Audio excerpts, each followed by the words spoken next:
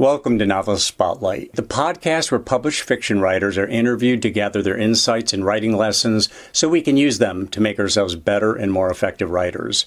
There are just 3 things I ask of you, if appropriate to you and your experience. Please subscribe, please click on the like button, and please share this program link with any family members, friends, or colleagues who might be interested or benefit from the content. Now, on with our program. If you read the biographical information, that little bit of biographical information I include in the program notes, you'll see that I've written 4 novels. I'm working, actually it's 3 novels in a short story collection, and then I'm working on a 5th book. But I've only self-published 1. I've gone out there with each of them trying to get it published the traditional route. You know how difficult that is. At any rate, that first book, Hardwood, is regarded as a sports book. It's not really, but you can't really take time to tell an agent that, because you write the letter, and if they say I don't represent sports books, you have to find somebody else. I wouldn't even know what to do with this. You don't have time to say, well, wait a minute, it's really not a sports book. Sports is just the canvas. I never even intended to ever write a sports book, even though I'm a big sports fan. But this one just made itself apparent to me, and I went ahead and wrote it. It came easier, I think, probably than anything I've ever written. I put it out there to the agents. I did get an agent interested. He was really interested, and he said, "Promise me you won't take an offer from anybody else without calling me first." And I said, "You got it, no problem." Well, and he said, "Send me the rest of the book." He read the first 50 pages. By the time I sent him the rest of the book, and he got to the end, which was an open ending, which is how I like that in a book. I don't necessarily feel like it needs to be a hard ending, because otherwise, what do you have to think about or talk about afterward? So when I sent him the full manuscript, he reads it and then says, I wish I had better news, but I didn't really care for the ending, and yada, yada. And of course, what does that tell you? It tells you that if he's not saying, let's work together and rewrite this a little bit, I'd like a different ending, here's what I'm looking for, it means that he's run into a bunch of other material that he really wants to work with more than mine. So I get that. I didn't, I can read the subtext. So I decided I'll self-publish it. And you know what that's all about. You get it out there, and then, there's the big effort to try to market it. And that's a big one. So I've refrained from doing that, thinking that my other books, I think maybe I can get it published through the traditional route.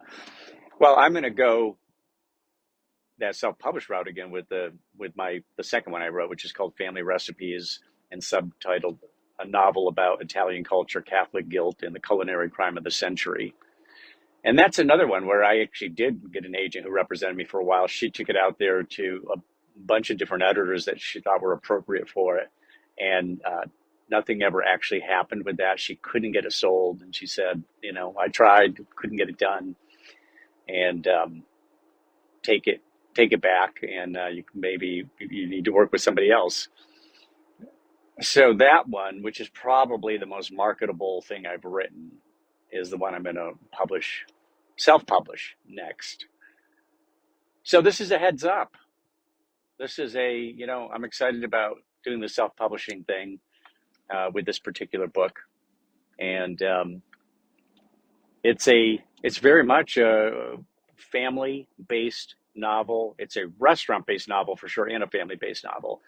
There's not very many novels out there that are about restaurants, that are based at restaurants. You see them about law firms and renegade lawyers and detective agencies, and there's certain venues, or they're about governments and espionage, spy agencies. But I challenge you to find novels that are based at restaurants. And I think food and restaurants is a great topic, because there's something everybody has in common. Everybody likes food or loves food. And if you don't, and it's just a necessity of life, you've got to eat. We need nutrition. We need to fortify our bodies. And most of us love a good restaurant. Most of us probably love Italian food. And the idea of being on location at a restaurant with a dysfunctional family. Again, it's largely based on my family, but of course, there's a bunch of, the content is really of made up stories or deflections off of real stories, and the characters are caricatures.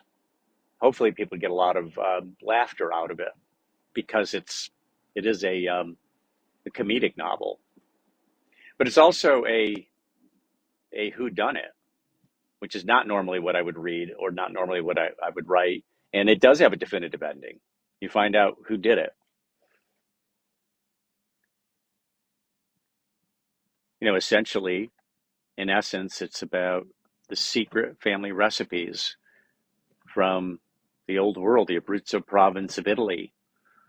And those family secrets are on laminated parchment, written in Italian, also translated into English.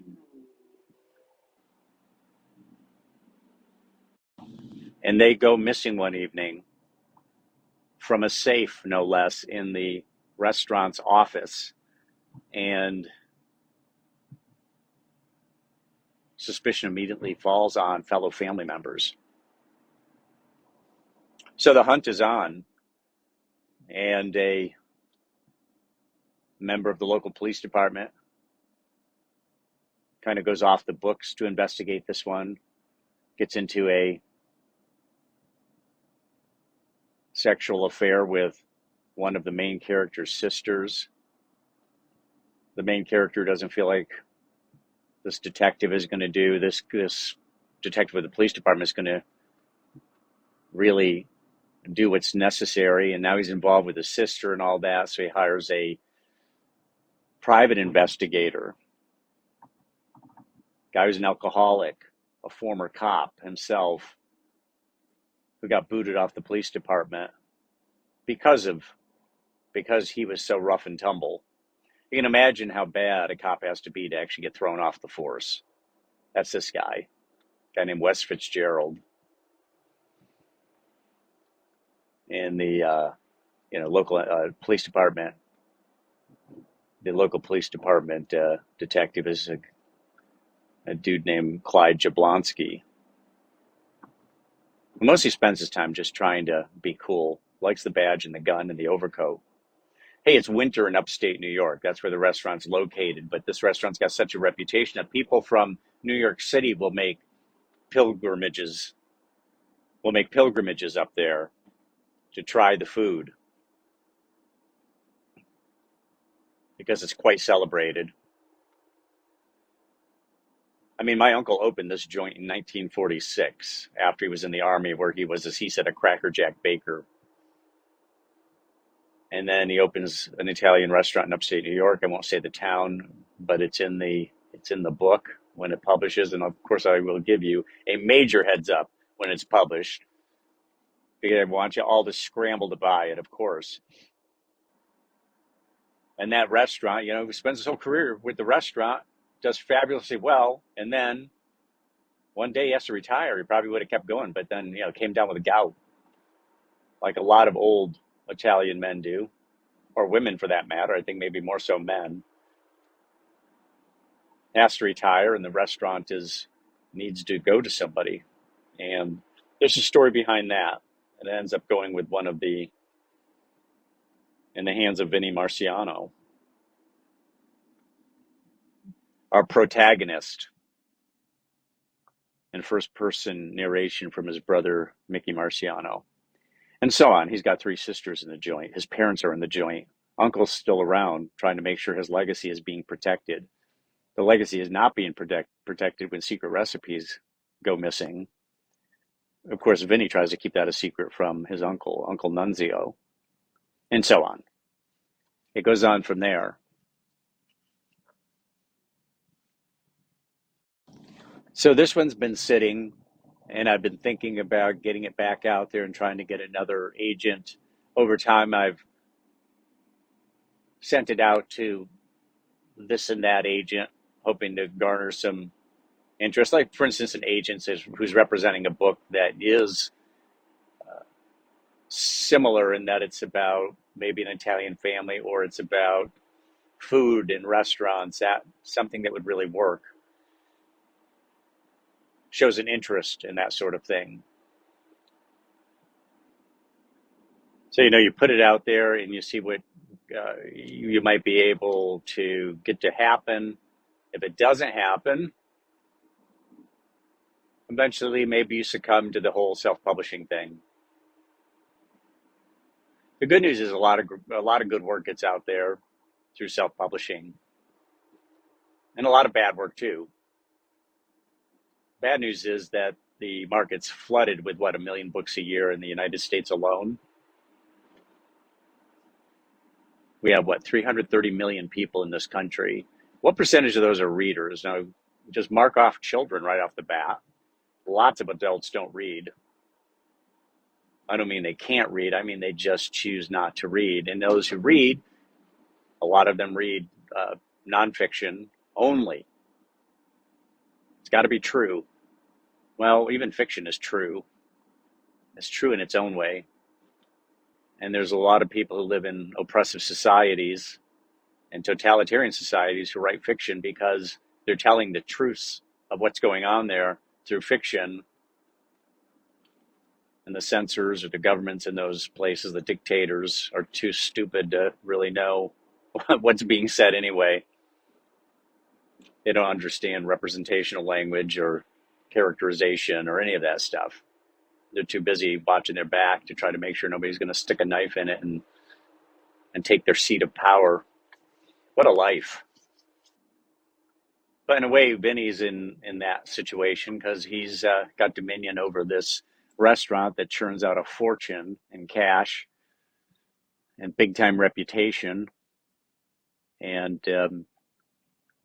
now he's worried about retaining control because Uncle Nunzio's saying those recipes better be found. They better be returned, or the provision I made in the agreement to hand the restaurant off to you says clearly any abrogation of the restaurant's quality and the abrogation of this agreement are grounds for me taking the restaurant back. Ultimately, you got to figure Uncle Nunzio is still in charge. He still owns it. It's practically on loan to his nephew, who's too busy being a playboy. That's the thing about Vinny. He loves the limelight. He loves the money. He loves being a playboy. And it turns out he's kind of supernaturally endowed, you might say. And that works in his favor for that purpose. So that's the struggle between traditional publishing and self-publishing. I'm sure that all of us want the acknowledgement, want the cachet that comes with being published in the traditional route, having an agent just light up to what we've written and being able to in turn take it to a publishing house editor who is exhilarated by the copy and convinces his or her colleagues that this thing needs to see prime time. We need to get behind this book. We need to publish it. I mean, what can be finer than that for a writer? Well, there's one thing that could be finer, and that's that the book sells fabulously well. And rather than that miserly royalty that you get off each sale of even a hardcover book, becomes something much grander than that. Like the big payment up front, the big advance against royalties. I remember, and I'll close with this, when Sidney Sheldon was given and this was years ago, when $2 million meant a lot more than it does today. He said that he told his publishing house that his novel, or actually the publishing house asked him, what is your next novel going to be about? And they said I gave him 3 words: female con artist. And he was given a $2 million advance to go ahead and complete it. Of course, they knew that Sidney Sheldon, everything he wrote turned to gold. It was he had a fan base, a big fan base, and as soon as he published, there were hundreds of thousands of people grabbing copies of it, and ultimately millions would end up reading it. So whatever Sidney had to say about this is what my next novel is about was pretty much immaterial. What was material was that he had a big fan base that was going to read anything he wrote, and he consistently delivered the kind of story that they cherished. Sidney Sheldon, by the way, is a guy who created I Dream of Jeannie, the TV show. Some of you are probably too young to remember Barbara Eden and what's his name? He was J.R. Ewing, Larry Hagman. And he created other things. I mean, he was a TV mogul, but he wanted to write novels. And never a great writer, but he was a storyteller, and his prose were always interesting. Always interesting. So I read Rage of Angels, and I read The Other Side of Midnight. And if you want to read a good Sidney Sheldon book, the one I recommend, because some of them, like Master of the Game, and some fly along. I mean, literally a generation will go by in a few pages. So it's just way too fast paced. He just dispenses with an entire generation in a single chapter or a few pages. That is not the case with The Other Side of Midnight or with Rage of Angels. Those are contained stories, and the story is developed along the way. But The Other Side of Midnight is a well-written, colorful novel that I think you would enjoy. The thing I will say about Sidney Sheldon books is that they're energetic. I do like energetic writing. I try to keep my writing energetic because I want to keep people engaged, and people will read to fall asleep. Why do they do that? They do that because most writing isn't energetic. I would like to ideally be writing stuff that's so energetic that people, it's like taking a caffeine pill or sipping a cup of coffee. It energizes them. It doesn't put them to sleep. Sidney Sheldon, I think, achieves that, even though his writing isn't always the greatest. But The Other Side of Midnight, bingo. As always, good luck with your own writing and your reading. Read great stuff, write great stuff. This is my counsel for Novelist Spotlight. Ciao for now.